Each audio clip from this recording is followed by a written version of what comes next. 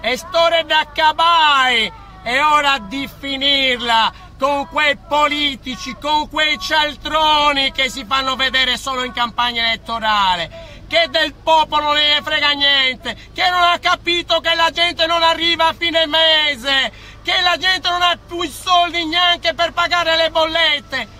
Basta, ma basta anche con quei politici che usano i nostri soldi per fare la loro campagna elettorale con le cene e poi solo in campagna elettorale si fanno vedere e purtroppo approfittano delle persone che realmente hanno bisogno e li riducono alla meschinità con posticini di un mese.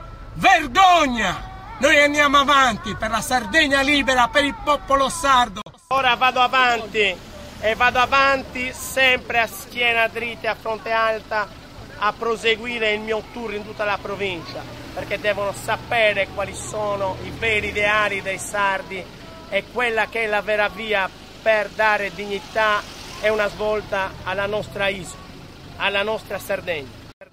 Medas, sabios e unidos, a schiena derete a fronte alta, a schiena dritta a fronte alta. Vota unidos e Perra Ignazio e Mauro Pili. Andiamo avanti e saremo sicuramente in ogni caso vincenti e vittoriosi, perché la dignità al primo posto, la dignità dei sardi.